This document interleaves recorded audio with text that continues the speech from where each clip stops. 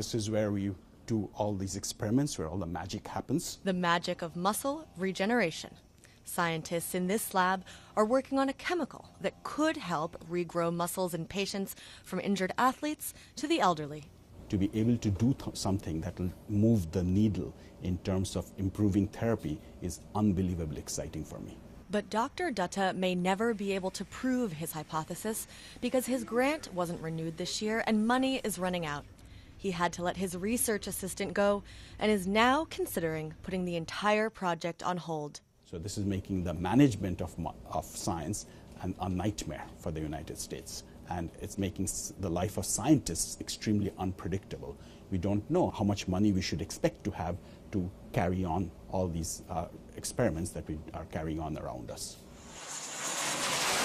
And other sectors are feeling it too, like defense, art, education, because these painful budget cuts, known as the sequester, are across the board. The sequester was designed to be a rough, stupid cut because it was designed to force the President and the Congress to make smarter cuts.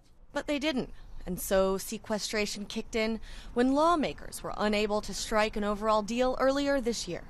Medical research lost 5% of its total budget. They're taking the same cut that the military and others are. And so I would say they're not doing badly, but of course I'm not a researcher, and they will feel differently. So this is a liquid nitrogen tank.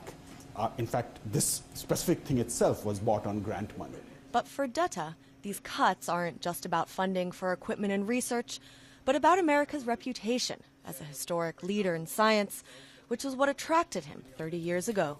So what I'm worrying about is this is one of those losses whose effects won't be felt now, but will be felt in the next 10 years. But the mid-October deadline for next year's budget is fast approaching, as is Washington's decision on whether to continue sequestration or not.